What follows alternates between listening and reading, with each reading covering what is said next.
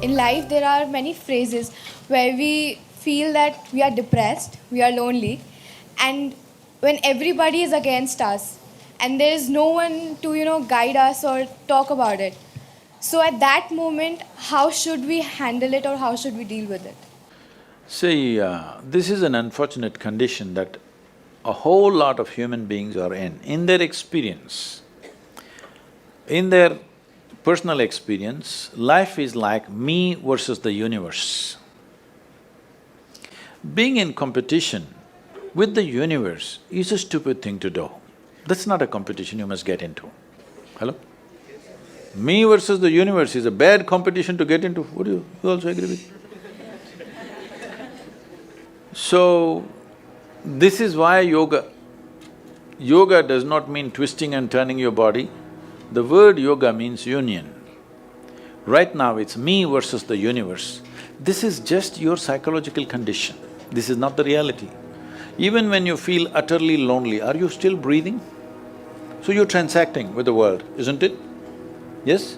You only can't get along with the people around you, but the atmosphere is okay with you, food is okay if it tastes good, water is okay.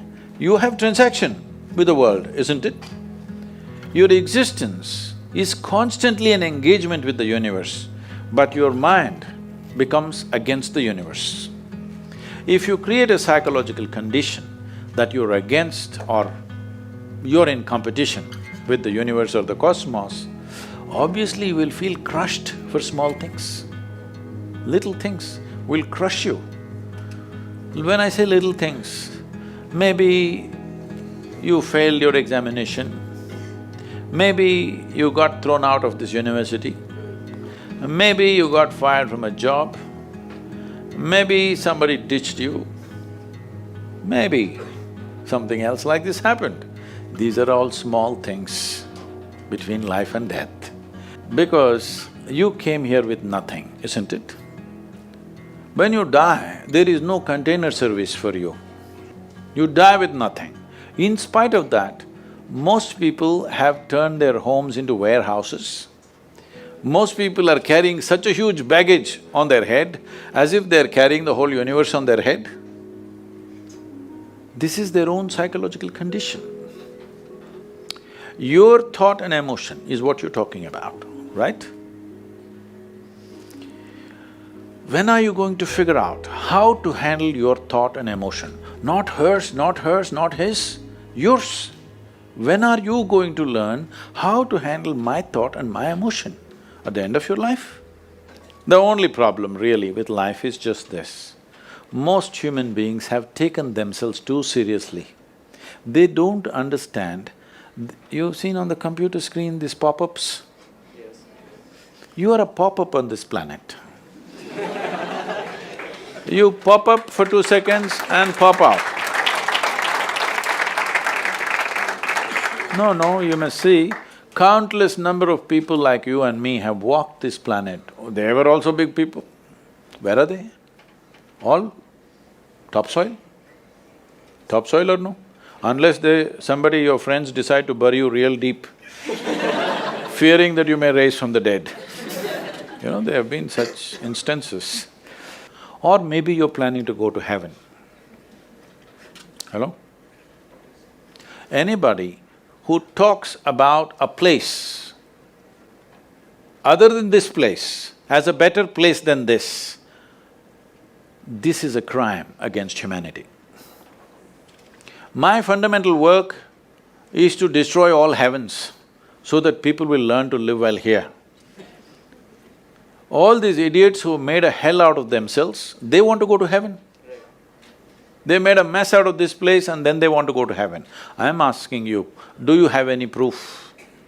Do you have any proof that you are not already in heaven and messing it up? Do you have any proof? You're already in heaven, making a mess out of it. Yes, simply because you are not even learning how to handle your basic faculties of thought and emotion, isn't it? Your only justification is, everybody is like this only, that's how it is in a madhouse. That is how it is in a madhouse, only a doctor looks crazy. So when are you going to handle it? Slowly, at the age of 60? I'm asking.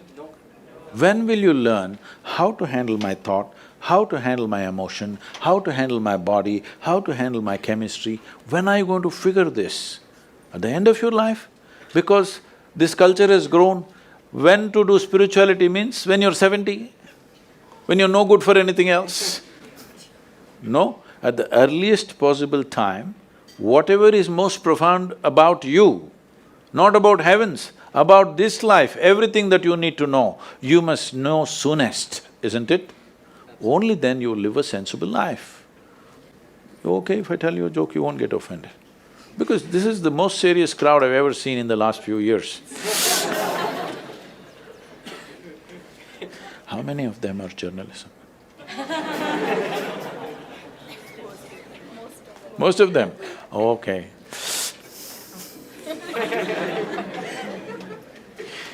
This happened.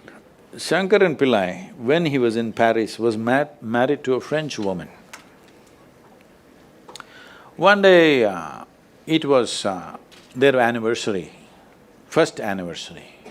So she invited a bunch of friends and she wanted to cook something really fresh, everything fresh. So from morning, she was driving him to this market, that market, he got this fresh vegetables, fresh meat, fresh chicken, this, that, everything. Then in the evening she said, because the French have this, snail appetizer, she said, go to the beach and get some snails, fresh. And I will make some appetizer for all the friends who are coming. So Shankaran Pillai went to the beach and he was picking up all the snails and putting it in a bucket. Then he met an old friend, an Indian guy. They hit it off and they were talking about their old times. He just forgot that he's married. You know, when you meet old friends, it happens.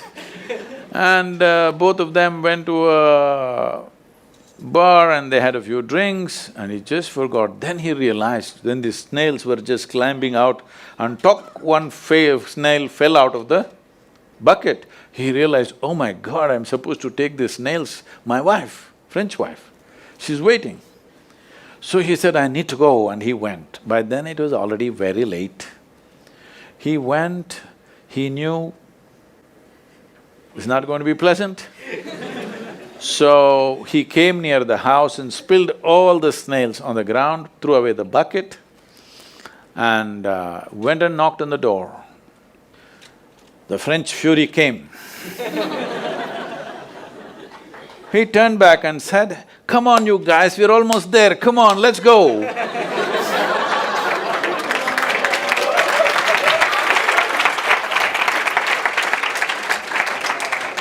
So, when are you going to pick your snails and put them in the bucket and fix them? Huh? Your problems, you must fix them, isn't it? These are not problems. I want you to understand, you are not suffering your life. You're only suffering two fantastic faculties that only… It's a privilege of being human that we have these two fantastic faculties. One is, we have a vivid sense of memory. This is because of this memory our life is so rich, unlike any other creature. And we have a fantastic sense of imagination. Now, this is what you're suffering. What happened 10 years ago, you can still suffer. Why? Are you suffering life or memory? Hello? Memory. Memory. What may happen day after tomorrow, you're already suffering. Are you suffering life or imagination? Two most fantastic faculties you have, you're suffering. So what are you asking for? You want to become once again an earthworm. An earthworm is a very eco-friendly creature, I have nothing against it.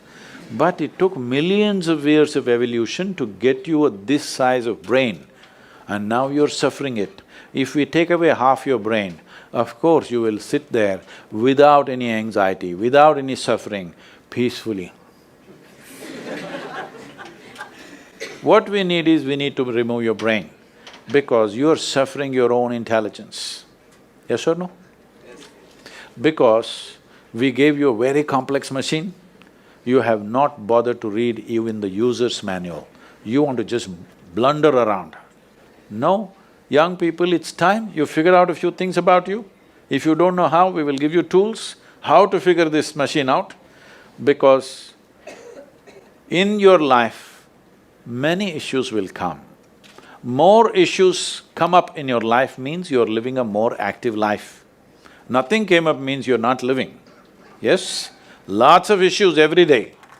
I have the maximum number of trouble going on in my life on a daily basis because so much of activity around the world, global level of activity only with volunteers, okay?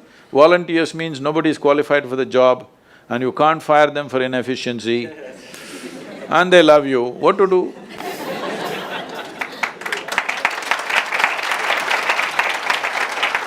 This one thing you must fix, that is, in your life, you are not the issue, okay? Whatever the issue, we'll do our best, but this should not be the issue. Brahmananda Swarupa